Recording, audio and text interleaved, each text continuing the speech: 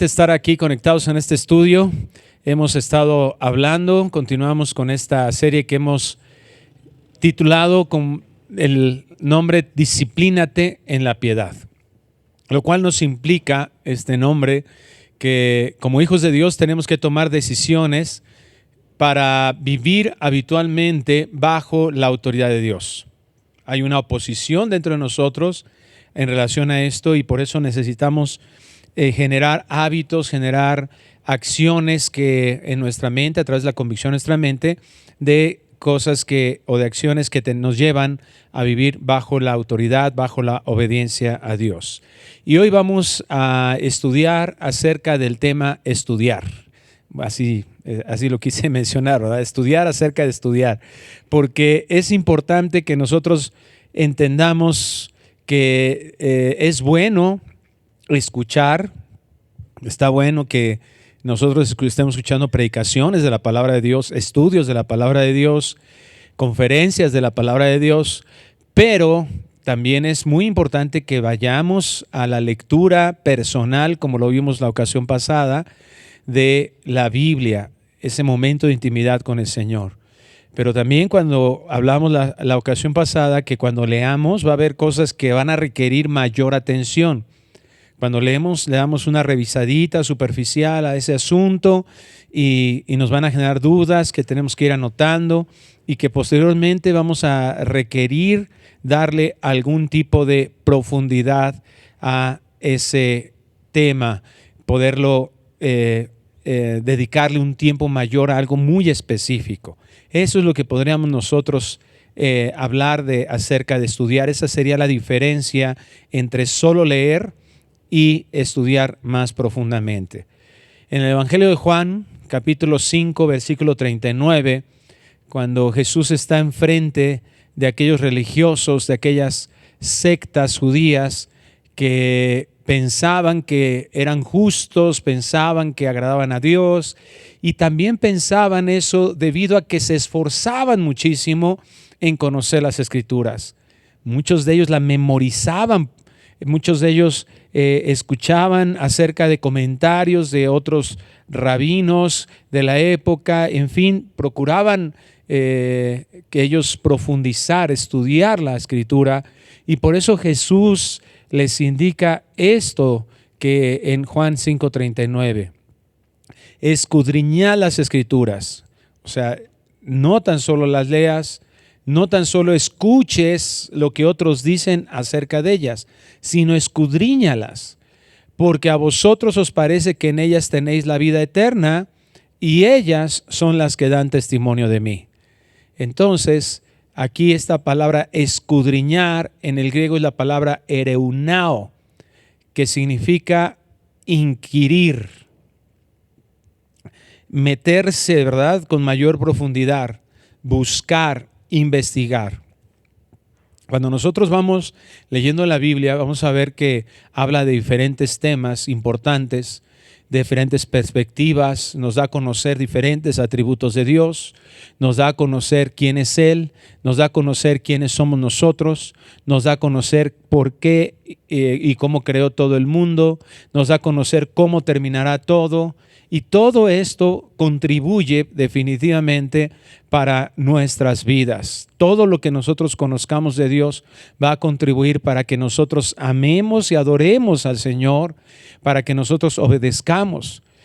El escudriñar las Escrituras nos va, dice aquí, hay vida eterna en ellas. Es decir, a través del Evangelio, solamente la predicación del Evangelio, entendimiento del Evangelio que nos da el Espíritu Santo, ciertamente, pero a través del conocimiento de Él, que está plasmado en la Escritura, es donde nosotros obtenemos el entendimiento para la vida eterna. Y dice ahí, y ellas son las que dan testimonio de mí. Es decir, a través de la Biblia vamos a conocer verdaderamente y con profundidad todo lo que nos ha sido revelado en la Escritura. La Nueva Traducción Viviente dice, ustedes estudian las Escrituras a fondo porque piensan que ellas les dan vida eterna, pero las Escrituras me señalan a mí. Fíjate que este es de alguna manera algo halagador para los judíos de esa época.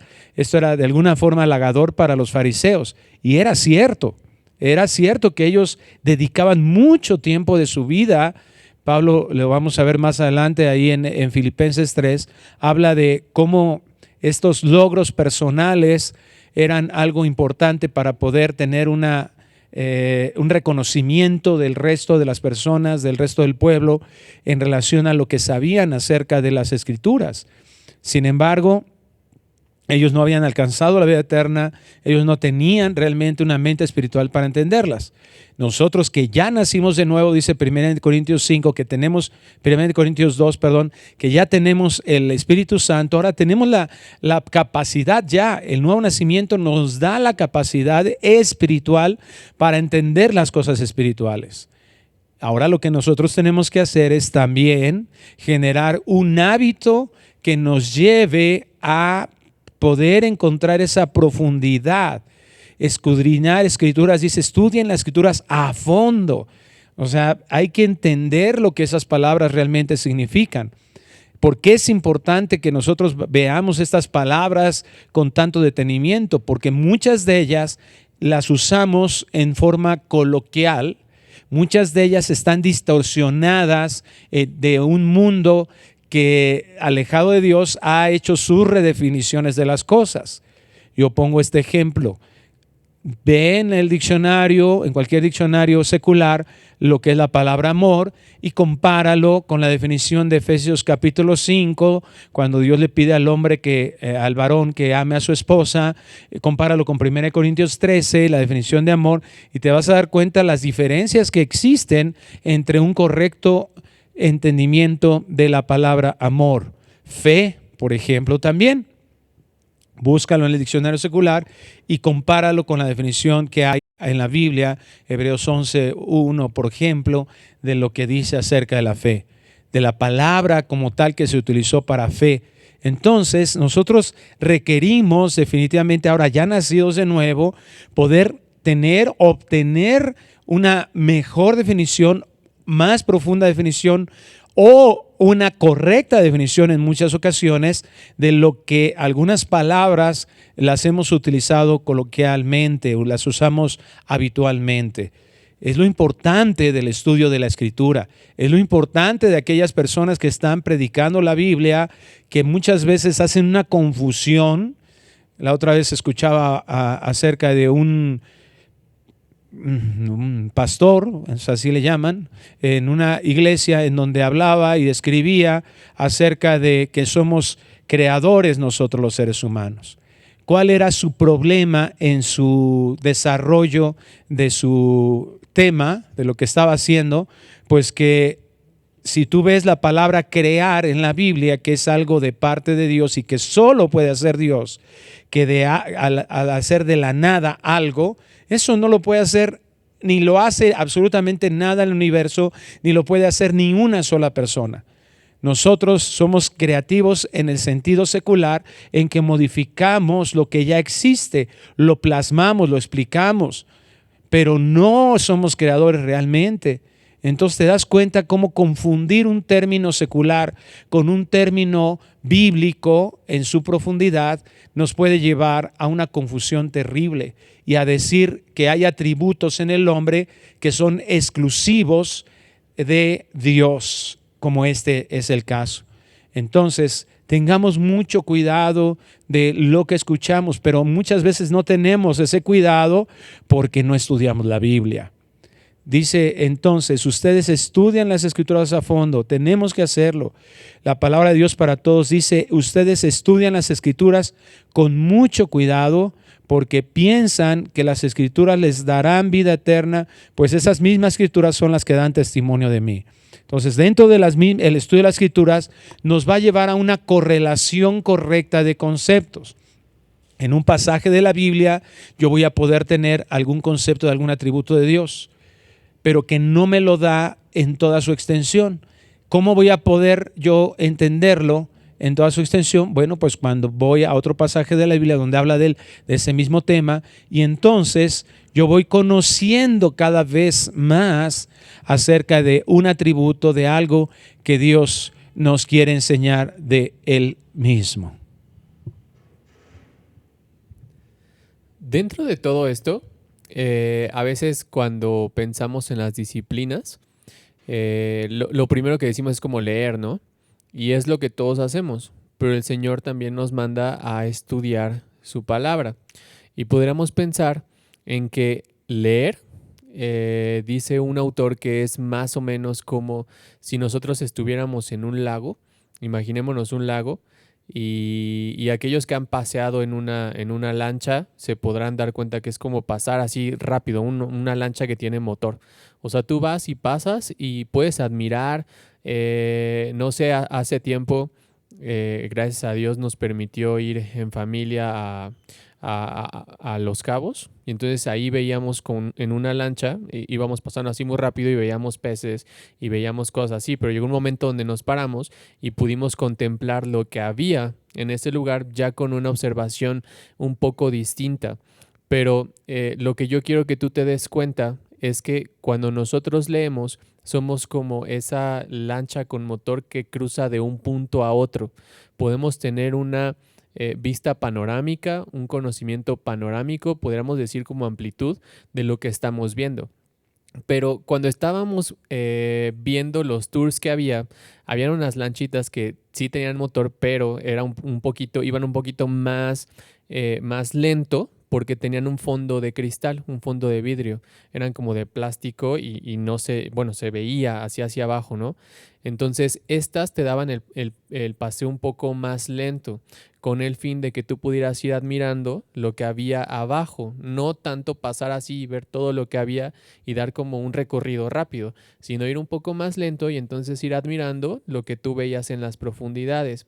Cuando nosotros estudiamos, es eso lo que hacemos. La lectura nos va a dar un panorama amplio de lo que estamos viendo. O sea, puedo conocer lo que dice el texto, la historia, puedo ver así como de una forma rápida lo que estoy viendo en esta carta, en este libro. Pero cuando nosotros estudiamos, nos detenemos un poco más y es como esta lancha con fondo de cristal. O sea, lo que va a diferenciar la lectura del estudio es que tú en el estudio vas a tener un cuaderno y un lápiz y vas a ir apuntando todo lo que te va llamando la atención. O sea, no nada más voy a leer la escritura y entonces voy a ver como, no sé, hoy me tocan 5 capítulos, ¿no? Hoy me toca un capítulo y entonces leo el capítulo y bueno, ya señor, ya leí, cierro mi Biblia y me voy. En el estudio es, ok, ¿cuánto voy a leer? Voy a leer un capítulo, ok.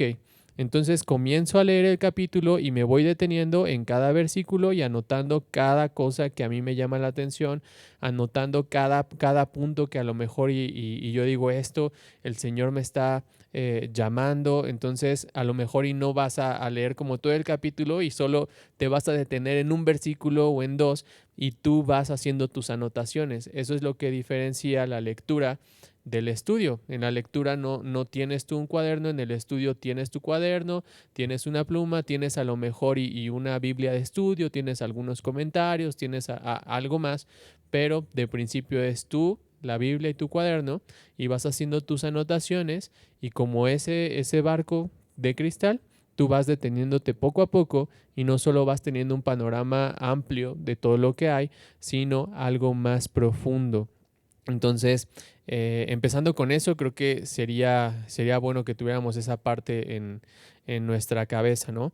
Y vamos a ver 3 ejemplos de personajes bíblicos que estudiaban las escrituras. El primero, Esdras.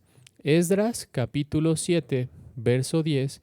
Vamos a leerlo en la Nueva Biblia de las Américas. Esdras, capítulo 7, verso 10. Dice, porque Esdras había dedicado su corazón a estudiar la ley del Señor y a practicarla y a enseñar sus estatutos y ordenanzas a Israel. Si te das cuenta, aquí hay una secuencia. Hay una secuencia en qué es lo que había hecho Esdras. Dice que Esdras había dedicado su corazón. O sea, primero él, dice la NTV, que él había dedicado su corazón, él había decidido. También otras versiones dicen que había preparado su corazón. ¿Para qué lo había preparado? ¿Para qué había decidido? Para estudiar la ley del Señor. O sea, primero hay una decisión de parte de Esdras, una decisión de ¿qué? De estudiar. Y después de estudiar dice que también él había preparado su corazón y había decidido obedecer lo que había estudiado. Y luego dice, y enseñar sus decretos, enseñar sus estatutos y ordenanzas a Israel. Entonces, antes de enseñar la palabra al pueblo de Dios, Esdras había puesto en práctica lo que había aprendido, pero el aprendizaje de Esdras provenía de que él había estudiado las escrituras. Esto es importante. Antes de enseñar, él había puesto en práctica lo que él había estudiado de las escrituras. Pero antes de haber estudiado las escrituras, Esdras dice que había preparado su corazón, había decidido estudiar. Esto es algo que pasa en nosotros, ¿no? A veces no estudiamos y bueno, vamos a ver después algunos enemigos del estudio, pero no estudiamos porque no preparamos nuestro corazón. O sea, porque pensamos que es algo que bueno, no implica disciplina, ¿no? Acuérdate que esta palabra disciplina tiene mucho que ver con gimnasio, con algo que implica esfuerzo. No preparamos nuestro corazón para eso, no tenemos un horario apartado en el cual lo vamos a hacer. Simplemente queremos hacerlo cuando nos acordemos. Y la realidad es que no es así. Yo necesito preparar mi corazón, yo necesito decidir estudiar y después de estudiar obedecer lo que yo estoy aprendiendo, lo que el Señor me está hablando y por consiguiente enseñar. Pero ese es la secuencia que debe seguir. En otras palabras, aquí podríamos decir que Esdras se había disciplinado a sí mismo para estudiar la palabra de Dios. Y no tan solo estudiar, sino llevarla a la práctica y también enseñarla después de haber hecho eso. El segundo ejemplo, los de Berea, que no sé cómo se diga, pero podríamos decir berenses, berianos, pero los de Berea, Hechos 17. Vamos a Hechos, capítulo 17, versos 11 y 12. Vamos a leer desde el 10. Dice el verso 10.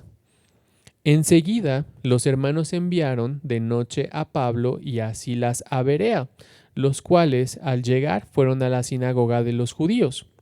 Estos eran más nobles que los de Tesalónica, pues recibieron la palabra con toda solicitud, escudriñando diariamente las escrituras para ver si estas cosas eran así.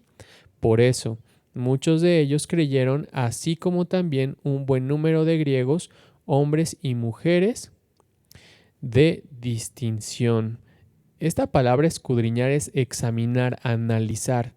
Dice aquí que es considerar detalladamente y someter a un análisis con el fin de descubrir significado o características esenciales. O sea, podemos decir que después de que Pablo y Silas habían predicado en Berea, ellos fueron a examinar las escrituras, fueron a estudiarlas, fueron a analizarlas detalladamente. Ok, esto fue lo que nos dijeron.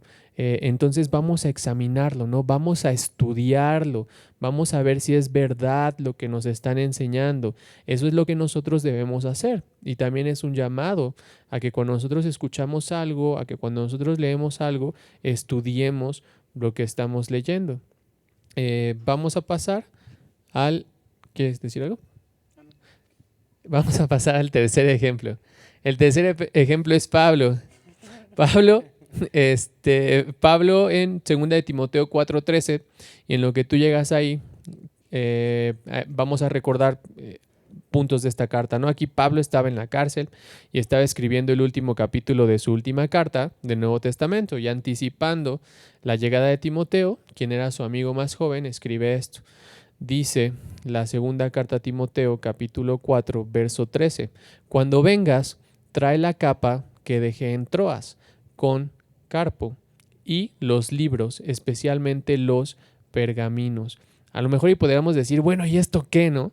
Pero hay verdades aquí colocadas. O sea, Pablo tenía en su corazón, estando ahí, acuérdate, en la cárcel, escribiendo el último capítulo de su última carta, tenía un deseo en su corazón. O sea, había algo que a él quería que le llevaran. Es así como, no sé, cuando nosotros vamos a algún lugar y entonces mandamos un WhatsApp a alguien, ¿no? Oye, se me olvidó esto, por favor, tráelo porque lo necesito. O sea, es algo que a mí me importa. ¿Qué era lo que le importaba a Pablo? A Pablo le importaba que le trajeran su abrigo y también le importaba que le trajeran sus libros y sus pergaminos. Los libros y los pergaminos que Pablo le pedía seguramente incluían copias de las escrituras. Entonces ahí en su confinamiento, con un frío horrible, el apóstol Pablo nos deja ver su corazón porque pide dos cosas en específico. Y dice un autor, Pablo pide un abrigo para ponérselo y calentar su cuerpo y la palabra de Dios para estudiar y calentar su mente y corazón. Entonces, esta es otra de los ejemplos que nosotros podemos ver. Ya vimos Esdras, ya vimos los de Berea, ya vimos a Pablo. Entonces, si vemos varios ejemplos dentro de la Escritura, pues algo ha de querer hablar Dios a nosotros de que no solo es necesario que nosotros leamos, sino que nos detengamos en nuestra lectura diaria y que esa parte vaya haciendo algo en nuestro corazón, ¿no? O sea, detenernos para no tan solo ver la amplitud de la escritura, sino la profundidad de las verdades que están ahí concentradas. Un autor dice que cuando él era joven, él se preguntaba cómo crecer, ¿no? En el conocimiento de Dios, cómo crecer en el amor por Dios. Dice que en una ocasión está en su iglesia y su pastor, uno de los pastores, está al frente y le hacen una pregunta y justamente la pregunta tenía que ver con esto. Le preguntan que él qué hacía y él qué iba a hacer para crecer en amor por Dios, para crecer en conocimiento del Señor. Y dice él que en ese momento él se puso muy muy atento, que tomó su lápiz, tomó su libreta y dijo, voy a apuntar porque a lo mejor dice algo que yo no sabía, a lo mejor dice un secreto espiritual que yo no estaba considerando. Entonces el pastor contesta, quiero orar más, leer más y tener más devocionales. Y ya terminó. Entonces dice que él pensó, pero eso yo lo sé desde los 5 años. Eso me lo enseñaron en la escuelita dominical. Y a lo que apunta aquí este autor, que está platicando de su vida al respecto, es que este pensamiento de cómo crecer en el conocimiento del Señor a veces se disfraza de un lenguaje espiritual que nos lleva a desviarnos. De hecho, lo que acaba de decir Hugo hace un momento creo que es muy importante de resaltar en la cuestión del, tomando el devocional, por ejemplo, ¿no? Podemos tener 5 años de devocional y a la vez no haber crecido en conocimiento, ¿no? Enfocados únicamente en leer. Y aquí algo que tenemos que considerar es qué es estudiar. Y parte de qué es estudiar introduce obligatoriamente la cuestión de la interpretación, una correcta interpretación de la Biblia. Este mismo autor que les comento ahorita de su experiencia, él dice que la verdadera espiritualidad es seguir la voluntad de Dios. Ahora, ¿cómo yo sé cuál es la voluntad de Dios si no entiendo el mensaje correcto de la Escritura? Porque ese es el punto, ¿no?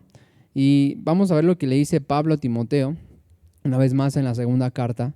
La relación de Pablo y Timoteo es sumamente interesante en este contexto, porque Pablo le está diciendo a Timoteo cómo dirigirse en la iglesia, le está enseñando de un pastor más grande a un pastor más joven, le está exponiendo situaciones que va a enfrentar en el pastorado y demás.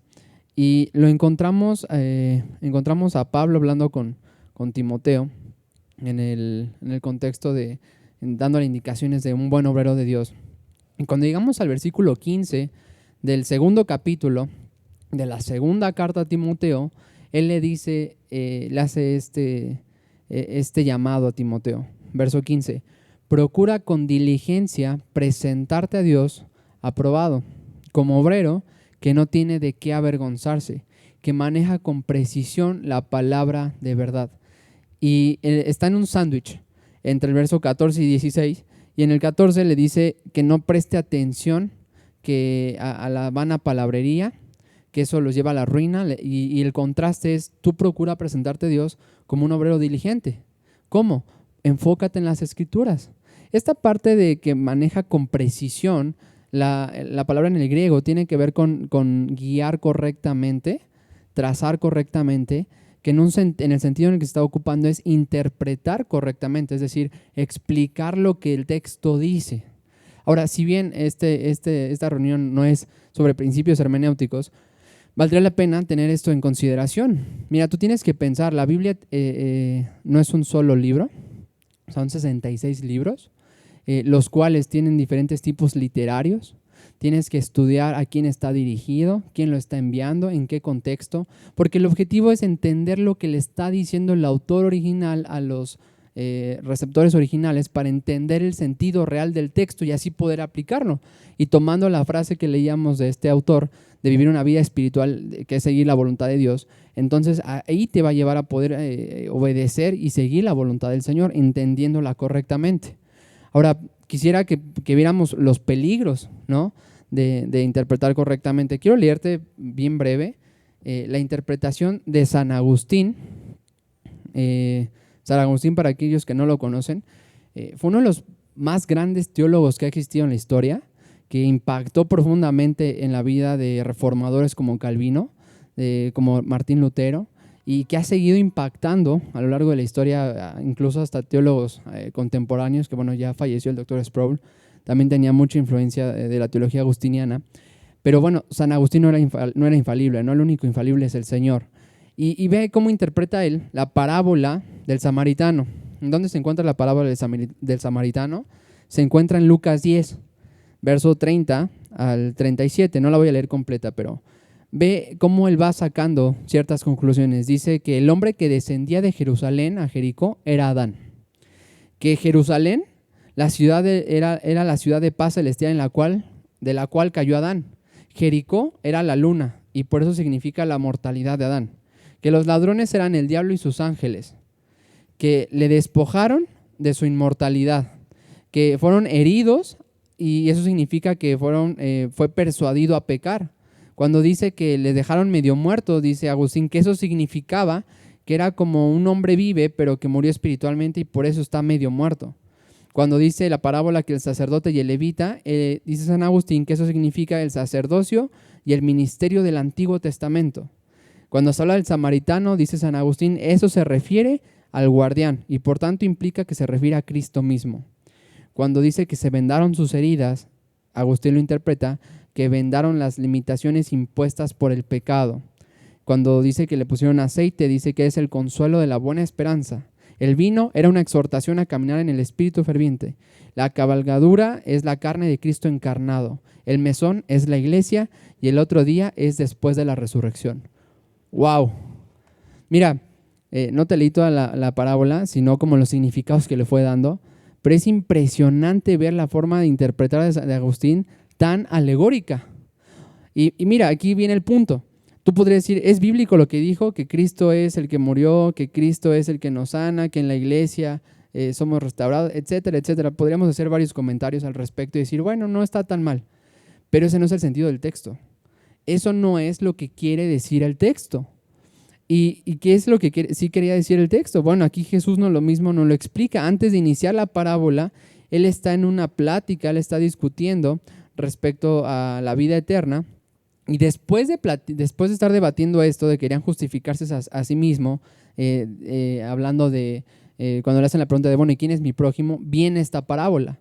Y al concluir la parábola, Jesús afirma otra vez, el que tuvo misericordia de él, así como él es su prójimo, ve y haz lo mismo. O sea, Jesús interpreta la parábola en el contexto de lo que está diciendo. Entonces, es importante aquí, ¿por qué? Porque la Biblia tiene un mensaje, tiene un significado y eso nos va a llevar entonces a vivir en la voluntad de Dios. Ahora, ¿cómo llego a esto o cómo arribo a esto? No se puede arribar de ninguna otra forma que no sea estudiando la Escritura. Y la Biblia se tiene que tomar con el rigor como se llega a tomar otros escritos. O sea, no tienes que esforzarte menos y de repente a tu mente va a venir la interpretación correcta.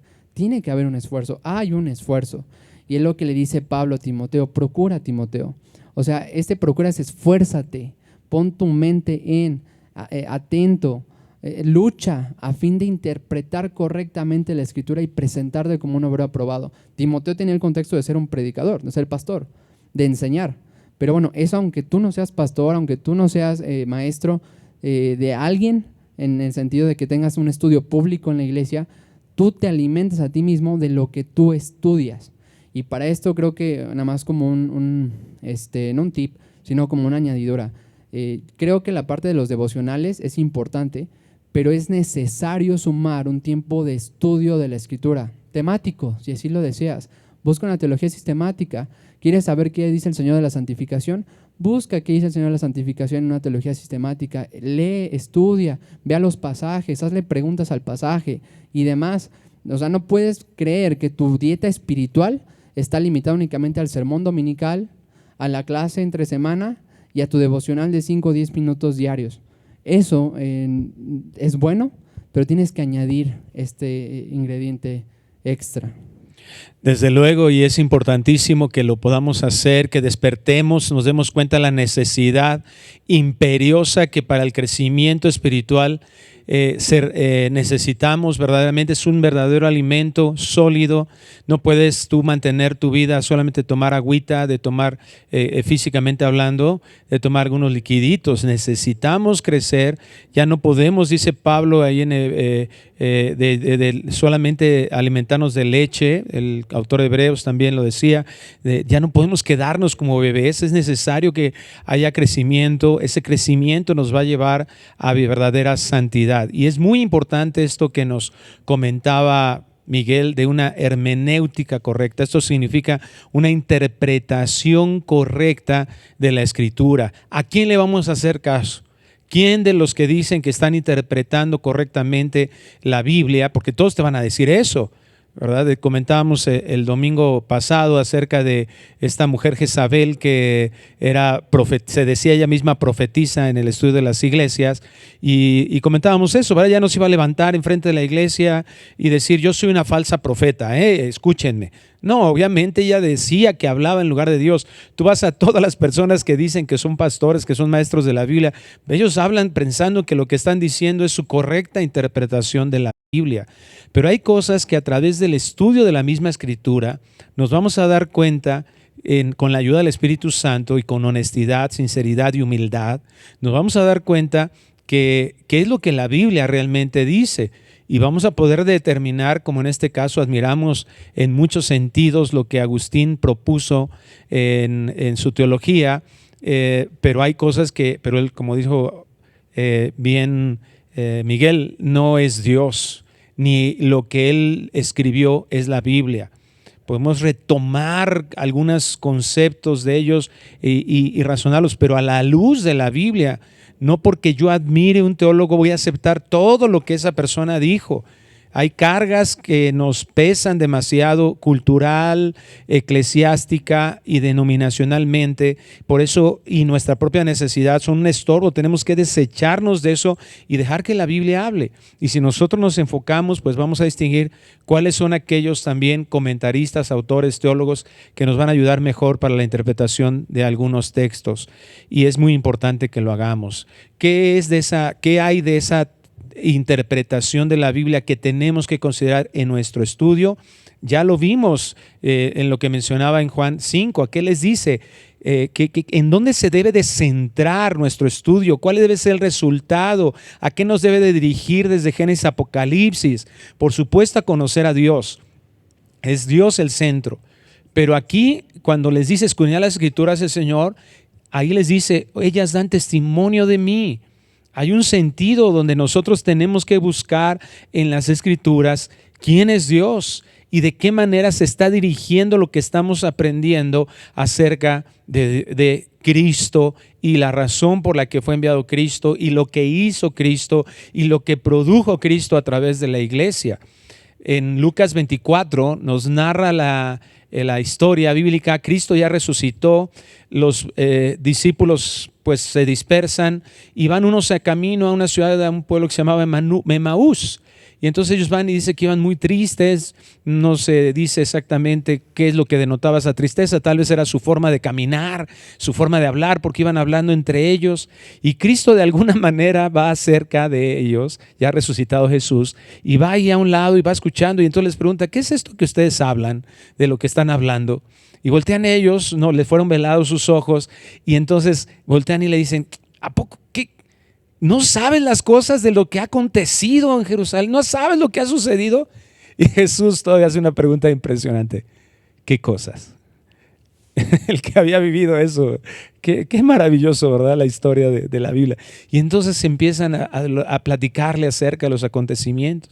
En algún punto la plática comienza a cambiar y entonces es Jesús, le dice, oh necios de corazón y endurecidos. Y comienza el Señor ahí a explicarles. Y dice el versículo 27, déjame leerte lo textual, Lucas 24, 27. Y comenzando desde Moisés y siguiendo por todos los profetas, les declaraba en todas las escrituras lo que de él decían. Ahí está lo que nuestro maestro nos está enseñando. Ahí está lo que nosotros tenemos que estudiar, lo que las escrituras hablan de él. Esta palabra declaraba es impresionante, debe ser impresionante para cualquiera de nosotros que queremos, deseamos y estamos estudiando la Biblia. La palabra declaraba es diermeneu, que significa explicar completamente, por implicación traducir, interpretar, declarar, traducir. De ahí viene precisamente la palabra hermenéutica, correcta interpretación de. Entonces, por eso la importancia de lo que estamos hablando, Miguel lo comenta con mucho detenimiento en relación a esa hermenéutica, a la importancia de estudiar, pero no tan solo estudiar y leer, porque seguramente, mira, ahorita abres YouTube y dices predicación o tema o amor o lo que sea, te van a salir millones de videos que puedes hablar acerca de eso. Y si le pones amor de Dios, pues otros cuantos y tal vez muchos de ellos sí van a ser cristianos. ¿A cuál vas a escoger? ¿De qué manera? Hasta que tú estudies la Biblia, hasta que veas que la hermenéutica, la correcta interpretación, la explicación completa, la que está considerando desde Génesis hasta Apocalipsis el plan redentor en Cristo, te vas a poder dar cuenta quién vale la pena escuchar y quién no. ¿Qué libro escuchar y qué libro leer, y qué libro no leer? ¿A quién considerar en sus comentarios o qué parte de sus comentarios considerar y qué no? Porque repetimos, es escudriñar la Escritura, entender la Escritura, comprenderla, trazar totalmente el mapa que a través de todos estos libros trata el Señor para que nosotros podamos conocerle a Él. Muchas veces tenemos mucho miedo de utilizar como cristianos la palabra teología, pero la teología viene de palabras griegas que es teos, Dios, y logos, pensamiento, o palabra, o cúmulo, o conocimiento, cúmulo de conocimientos. Entonces podemos nosotros definir que la teología es el cúmulo de conocimiento acerca de Dios. Bueno, pues eso es lo que habla la Biblia. Por eso tenemos que estudiarla. Tenemos que saber, ¿verdad? Es el estudio de Dios. Como cristianos nosotros debemos querer saber todo lo que podamos acerca de Dios. Él es nuestro creador, es nuestro hacedor, es nuestro legislador, Él es nuestro salvador, es nuestro sustentador. Él es con el que vamos a vivir por toda la eternidad. Es muy importante que nosotros podamos, y este estudio, hermanos, hermanas que nos están escuchando, no es para que nosotros nos sintamos orgullosos de decir, yo ya tengo mi licenciatura, ya tengo mi título, ya tengo maestría, yo mira esto y aquello, que he logrado, yo ya leí esto, yo ya leí, tomé este curso.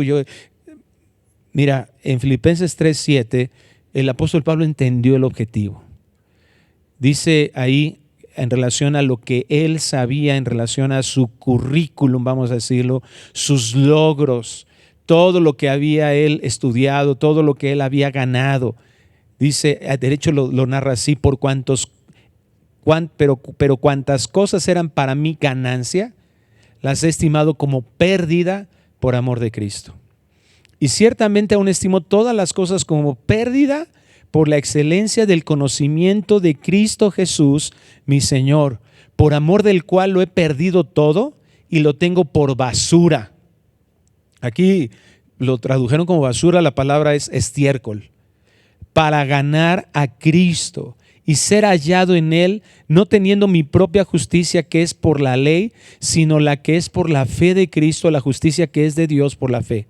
A fin, el objetivo es conocerle. Y el poder de su resurrección y la participación de sus padecimientos, llegando a ser semejante a Él en su muerte.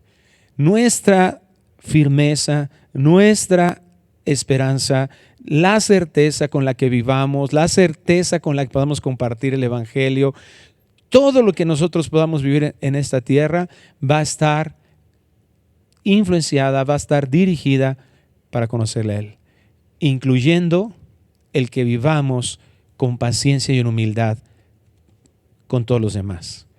Es decir, cuando tú te enojas porque otro no tiene la misma enseñanza doctrinal, porque el otro tú piensas que está diciendo algo que no es correcto, cuando tú te molestas, te indignas, puede ser algo ciertamente natural del celo de Dios en ti, pero también incluye mucho orgullo, porque todos nosotros en algún momento tampoco sabíamos, en algún momento tampoco entendíamos. En una junta que tuve con unos pastores, un día yo les decía, me platicaba él de cómo estaba compartiendo con los jóvenes y cómo los jóvenes estaban despertando ante algunas doctrinas y preguntaban y hacían, y él se sentía un poco abrumado por eso, y yo les compartía lo que me pasó cuando me pusieron por primera vez en un estudio de la iglesia a hacer algunas preguntas, a resolver algunas preguntas en el servicio. Y algunas no sabía, y yo le decía, pues yo lo que hice fue decirles, no sé, pero la próxima semana con mucho gusto te lo resuelvo, déjame estudiarlo, para explicártelo bien. Y él se me queda viendo así, es que eso es muy difícil de hacer porque mata completamente con tu orgullo. Sí, pues sí, pero hay que hacerlo, porque inventar algo sale peor. Y es lo que muchas veces algunos hacen por no decir, no sé. Pues no somos Dios. No tengas miedo de decirle a tu hijo, no sé, pero déjame investigarlo, voy a estudiarlo. Y escudriñemos la Escritura y vayamos ahí y crezcamos en eso. Pero de ninguna manera, ¿verdad? Pensemos que todo lo sabemos por un lado. Ahora, tal vez Dios ya te llenó de conocimiento. Ya te dio, bueno, en algún momento no sabías. Y alguien tuvo paciencia contigo. Y como nos explicó Hugo bien, ¿verdad?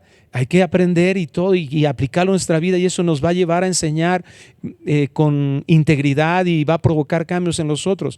Pero no nos desesperemos tampoco porque otros no sepan. No te desesperes porque algunos otros tal vez vayan lentito.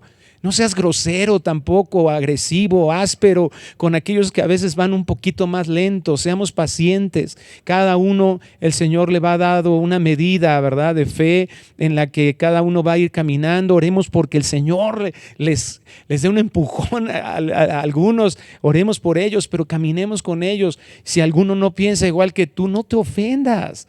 No te sientas ofendido, hay que mostrar que esa teología, eso que entendemos de Dios, es algo real. Claro, estemos dispuestos a sufrir por la verdad, estemos dispuestos a sufrir oprobio, burla, lo que sea, por lo que el Señor nos ha dejado, pero no estemos creyendo que nuestro deber es ser justicieros en este mundo y que todos tienen que alinearse con lo que nosotros pensamos. Podemos estar en algún momento con el conocimiento de la verdad, pero ese conocimiento de la verdad nos tiene que llevar a vivirla, y ese estudio tiene que ir en crecimiento y cada vez más irlo haciendo para gloria de nuestro Dios. La realidad es que en todo lo que vivimos, en todo lo que pasamos, está expuesto lo que creemos de Dios, o sea, nuestra teología, y en la cuestión intelectual, ¿no? Y en la cuestión práctica. Yo quisiera hacer un pues no es un reto, pero sí una recomendación. ¿Tú te has preguntado qué es lo que dice el Señor, hablando en el contexto, en los tiempos actuales? ¿Qué dice el Señor del sufrimiento? O sea, ¿qué dice el Señor respecto a por qué es que sufrimos, por qué enfermedades, por qué el otro? O sea, ¿has escudriñado, has buscado lo que dice Dios? Porque, mira, la verdad es que, como decía ahorita nuestro pastor Gerardo, hay muchas voces, ¿no? El Internet, si bien es de bendición, porque podemos escuchar buenos mensajes, ¿no? De muchos lugares en los que recién hablamos de eso, que ni siquiera estamos, ¿no? Pero también hay muchos mensajes que no lo son. Y lastimosamente, yo en una ocasión me encontraba escuchando una prédica de una iglesia muy famosa, en donde el predicador está exponiendo un mensaje, se supone de un pasaje que no tenía nada que ver. O sea, el pasaje fue un pretexto para dar su idea y ocupó otros pasajes fuera de contexto que aparentemente sustentaban esta idea. Y es todo lo contrario a lo que sucede en la iglesia de Berea, que ya no lo comentó Hugo, ¿no? O sea, esta iglesia se dedicó a examinar, a escudriñar si eso era lo que decían las escrituras. Y creo que tenemos que pensar en esto. Mira, cuando tú estudias la escritura, es hermoso entender, esto me lo está diciendo el Señor. O sea, esto es lo que dice el Señor. Y moverte. Y repito, voy a volver a decir esta frase de este autor. La verdadera espiritualidad es ir en pos de la voluntad del Señor. Es verdadera espiritualidad. Es conocer al Señor, amar al Señor y hacer su voluntad. Y cuando tú estudias la escritura, es gozoso. O sea, es de verdad, es muy gozoso escuchar un sermón bíblico y decir, wow, eso está exponiendo la escritura. Pero también es muy gozoso tú estar en la escritura y decir, esto es lo que está diciendo Dios, y esto me lo está diciendo a mí, o esto quiere que cambie mi forma de pensar, esto es lo que quiere que yo entienda de Él, etcétera, etcétera. Y esto no sucede si no escudriñas, si no estudias. Y por eso es que te hago este llamado, pues no es recordatorio, sí es un llamado, ¿no? A considerar qué es lo que tiene que decir el Señor. Y esta parte de la iglesia de Berea, creo que nos lleva a pensar en otra cosa. Mira, tú podrás escuchar muy buenos sermones de predicadores que consideremos bíblicos, pero podemos llegar a caer en el error de, como decía ahorita nuestro pastor Gerardo, decir, es que lo dice el pastor fulano, entonces es correcto. Lo dice el pastor sultán, entonces es esto. Sin llegar a nosotros a escudriñar y a ver lo que dice realmente la escritura. Y también tenemos que guardarnos de ese error. Entonces, de hecho, cuando estudias la escritura, muchos ya hasta cuestionas los comentarios, ¿no? Cuestionas así como, no, pues yo no creo que ese sea el sentido real, ¿no? Y ese es el punto. Mira, algo que debemos de tener en mente es que no importa que fuera Calvino, no importa que fuera Lutero, no importa que sea el pastor Sproul, etcétera. Ninguno de ellos, y eso nos incluye a nosotros, incluye a todos, ninguno interpreta siempre correctamente, ¿no? Y en donde llegaremos a tener puntos donde digamos, bueno, yo no estoy de acuerdo con lo que dice el pastor Gerardo, ¿no? En unas cosas y viceversa y con Hugo. ¿Eh?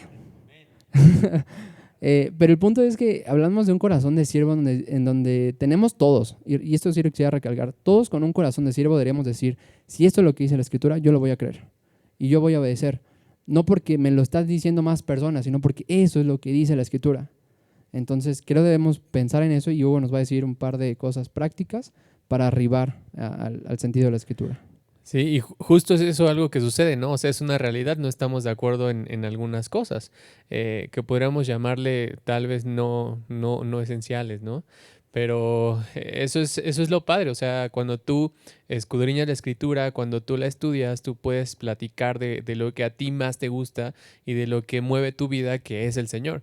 Y de eso es lo que estás hablando casi siempre, ¿no? O bueno, eso es lo que esperaría el Señor que nosotros tuviéramos como el tema de conversación con alguien. Entonces, para que podamos poner en práctica esto que hemos estado viendo, que es estudiar la escritura, te voy a dar 3 puntos que van a resumir como lo que ya hemos platicado, pero en 3 puntos. El primero es que cuando tú vayas a estudiar la escritura, tú veas qué dice. ¿Qué es lo que dice la escritura? El segundo es qué significa lo que estoy leyendo o lo que yo vi y cómo se aplica o cómo debo responder. Entonces, de la primera, que es ¿qué dice? Básicamente vas a hacer preguntas al texto, que era lo que ya nos había explicado Miguel desde hace rato. O sea, ¿qué preguntas? Podemos preguntar quién. Hacer preguntas empezando con quién va a funcionar para que tú identifiques los personajes que están ahí. Por ejemplo, quién está hablando, de quién están hablando. La segunda pregunta que puedes hacer es el qué. El qué va a identificar el tema, va a identificar el mensaje o va a identificar el ambiente que se está dando. Por ejemplo, ¿qué está sucediendo? ¿Qué hicieron las personas? ¿Qué causó eso? ¿Sobre qué tema se está hablando? Otra tercera pregunta es ¿cuándo? Aquí vas a identificar el tiempo. ¿Cuándo sucedió? ¿Cuándo sucederá? ¿Cuándo puede suceder? Otra pregunta sería ¿dónde? Que te habla como de identificar un lugar. ¿Dónde sucedió? ¿A dónde van las personas? ¿Dónde sucederá? Otra pregunta es ¿por qué? Aquí identificas tú las razones. ¿Por qué dijo eso el escritor? ¿Por qué hizo eso el personaje? ¿Por qué fue allí el personaje? ¿Por qué sucederá esto? Y una última sería el cómo. Y aquí tú identificas el proceso. ¿Cómo es que esto sucedió? ¿Cómo debía suceder? ¿Cómo sucederá? ¿Bajo qué circunstancias se cumplirá el mensaje o promesa de este pasaje? Algo que yo hice fue comprar unos plumones y eran como 10. Y entonces a cada plumón le comencé a poner estas preguntas, algunas, ¿no? Y otras que yo hice. Por ejemplo, le puse personajes, el plumón azul, ¿no? Plumón verde son cosas que Dios me manda hacer directamente. Plumón rojo son cosas que dentro de la escritura dice que no hagas. Y otro rojo de otro tono le puse consecuencias si tú no haces caso al no hacer. Y el verde de otro tono le puse consecuencias de que sí hagas. Entonces, el primer punto es ¿qué dice? Y estas preguntas te ayudan. Ahora, ¿qué significa? Sería el segundo punto. Dentro del qué significa entra lo que decía Miguel. Nosotros debemos de buscar el significado objetivo que tuvo el Señor para dejar esa parte de la escritura. No, algo que no debo hacer es, no debo preguntar qué significa para mí, qué significa para ti, sino cuál es el significado objetivo. O sea, el significado que Dios tuvo la intención para que se dejara ese texto. Para esto yo tengo varias herramientas y técnicas para el estudio bíblico, como por ejemplo, yo puedo estudiar el contexto. El contexto nos ayuda muchísimo. Como decía el pastor Gerardo también, hay varios videos, ¿no? Unos videos que a lo mejor y te pueda recomendar sería el proyecto Biblia. Ahí tú le pones en YouTube el proyecto Biblia y le pones el libro o la carta que vayas a estudiar. Y es una herramienta muy padre porque te va a resumir como una historia. Y si tú eres muy visual, yo soy como muy visual, eso se me queda. Y son mapas. Si tú te metes a su página, puedes bajar esos mapas y ponerlos en tu Biblia. Y entonces eso te va a ayudar para entender el contexto. Y entendiendo el contexto, el significado se te hace un poquito más entendible en cuanto a esto. No qué significa para mí o para él o para él o para él, sino lo que en realidad Dios estaba hablando de acuerdo a la situación que estaba sucediendo. Puedes encontrarte, no sé, una Biblia de estudio, alguna otra página. Puedes estudiar las palabras o las frases. ¿Cómo hacer esto? Tu Biblia tiene concordancias o la mayoría de las Biblias tienen concordancias, que es una lista alfabética de palabras usadas en la Biblia. Por lo general están hasta atrás. Referencias cruzadas. Estas referencias están en el margen o al pie de página. Vas a tener ahí como una coordenada y eso te va a llevar a otros pasajes donde a lo mejor se ocupa esa misma palabra, ¿no? Puedes ocupar Biblias de estudio, puedes ocupar diccionarios, hay aplicaciones, incluso si tú dices es que ahorita no puedo comprar una Biblia de estudio, hay aplicaciones gratis donde tú puedes bajarlas y estudiar la palabra y verlas, ¿no? ¿Qué otra cosa? Lee o escucha lo que otros eruditos han escrito acerca del pasaje. Leer lo que otros eruditos bíblicos han escrito en comentarios acerca de distintos pasajes puede arrojar más luz aún sobre los versículos más sencillos. ¿Dónde puedes ver esto? En páginas, no sé, Coalición por el Evangelio, Desiring God de Piper, alguna Biblia de estudio, en los que ya te habíamos mencionado. Y esto va a ser importante porque, como decían hace rato, o a lo mejor otra forma de decirlo, una mala teología me va a llevar a una mala práctica. Si yo no entiendo bien lo que está diciendo el texto, yo voy a hacer prácticamente todo lo contrario. Un ejemplo rápido. Lucas, cuando vemos Lucas 14:26, dice: si quieres ser mi discípulo, debes aborrecer a los demás, a tu padre y madre, esposa e hijos, hermanos y hermanas, y hasta tu propia vida. De lo contrario, no puedes ser mi discípulo. Entonces, alguien que lee esto y lo toma así tal cual, va a decir, pues entonces yo debo aborrecer a mi padre y a mi madre, ¿no? A mi esposa, a hijos, a quien yo tenga. ¿Qué es aborrecer? No sé, tratarlos mal. Cuando yo aborrezco a alguien, pues sí lo trato mal, si hago esto, si hago lo otro. Entonces, Dios me está llamando a hacer eso. Ahora, si yo sé que esto no es como lo que signifique para mí, lo que signifique para alguien más, y entiendo que hay una norma para interpretar la escritura, que es que la escritura se interpreta a sí misma, entonces yo puedo ir al ser un evangelio sinóptico a Mateo 10:37 y entonces veo ahí que dice: el que ama a padre o madre más que a mí no es digno de mí, el que ama a hijo o hija más digno de mí no es digno de mí. Si todo esto lo compaginamos con las escrituras y otros pasajes donde habla de esta palabra de aborrecer y de amor, entonces podemos ver que va contrario a, por ejemplo, el mandato de Éxodo 20:12, donde llama a los hijos a honrar a sus padres. O sea, ¿cómo? Me manda a aborrecer, pero acá me manda a honrar. Entonces, no es el significado que se tenía que tenía en mente el Señor. Ahora, Efesios 5:25, donde dice que los esposos deben amar a sus esposas. Tito, donde dice que las esposas deben amar a sus esposos. No sé, los padres deben amar a sus hijos, también Tito 2. Entonces, todo eso, y a lo mejor viendo en Romanos 9:13, donde el Señor dice: amé a Jacob y a Esaú aborrecí. Génesis 29:31, donde Lea dice que fue menospreciada y la palabra es aborrecida por Jacob. Podemos ver que no significa un aborrecer como lo entendemos nosotros humanamente, sino se habla como de amar menos, ¿no? O sea, amar menos.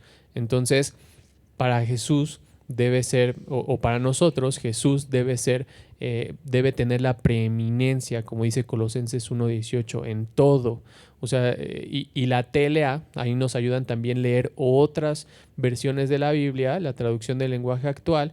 Ahí Lucas 14:26 dice: si alguno de ustedes quiere ser mi discípulo, tendrá que amarme más que a su padre o a su madre, más que a su esposa o a sus hijos, y más que a sus hermanos o a sus hermanas. Ustedes no pueden seguirme a menos que me amen más que a su propia vida. Entonces aquí ya entendemos el significado correcto de esta parte de la escritura y no lo tomamos como nosotros queremos tomarlo, sino que le damos el significado que es el adecuado, ¿no?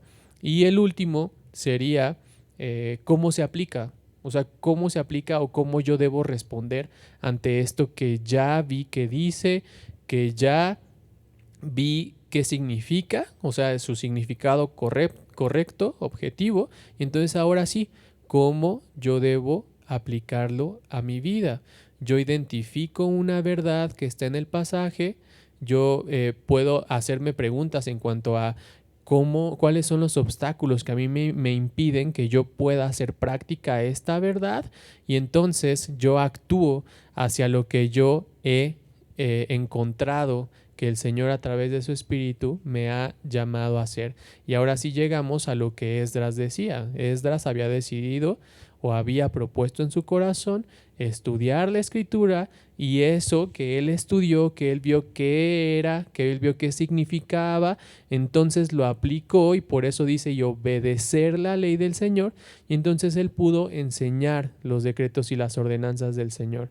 Este debe de ser nuestro anhelo, el anhelo de nuestro corazón. No estudiar para saber más que los demás, no estudiar para corregir a la persona que a lo mejor y nos trató de explicar algo y vimos que lo explicó mal, y yo voy a regresar la siguiente semana y lo voy a estudiar para enseñarle que está mal. O sea, no, nuestro punto de estudiar la Escritura, no, nuestro punto de estudiar la Escritura es obedecer al Señor, es que el Señor vaya conformando nuestro carácter al carácter de Cristo. Así es. Y bueno, hay unas herramientas, no sé si lo mencionó Hugo, quita el Logos, ¿no lo mencionaste? Hay software, el Logos cuesta pues algo, hay que hacer una inversión, pero tiene una cantidad de información ahí impresionante en la que podemos estudiar. Hay otro gratuito que también es muy, muy manejable, se llama Eastworth, se lo puedes bajar y conseguir ahí todas las librerías que tiene totalmente gratuitas. Bueno, gratuita, puedes hacer donación, ¿verdad?, a los hermanos de Eastworth también.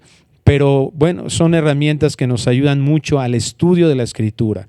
Y bueno, quiero terminar leyendo un par de versículos. En Juan 17:3 dice que esta es la vida eterna, que te conozcan a ti, el único Dios verdadero, y a Jesucristo a quien has enviado. David Mathis hace un comentario de esto y dice: la gran meta de leer y estudiar la Biblia es esta: conocer y disfrutar a Jesús. Es probar ahora los deleites venideros del cielo. Esto le da dirección, enfoque y propósito a nuestro estudio. Y por último, Oseas 6:3 es la exhortación que nos hace el Señor. Oh, si conociéramos al Señor, esforcémonos por conocerlo. Y la palabra de Dios para todos dice: esforcémonos por conocer al Señor hasta estar tan seguros en Él como de que el amanecer llegará. Vamos a orar para despedirnos. Padre, gracias por este tema tan hermoso. Te pedimos que tu palabra, Señor, sea una exhortación en nuestras vidas para que realmente estudiemos todo lo que ahí está escrito. Que ahora tu palabra en nuestras vidas sea de tal manera tan importante que nos lleve a verdaderamente profundizar, estudiar, escudriñar, interpretar. Señor, buscar el mensaje que está ahí, que tú diste, único para tu pueblo, para tu iglesia. Permite que tu Espíritu Santo nos ayude a hacer esto y seamos fortalecidos y tu nombre sea glorificado a través de cómo nos deleitamos en conocerte a ti. Te lo pedimos todo en el nombre precioso de Cristo Jesús. Amén y amén. Que Dios les bendiga.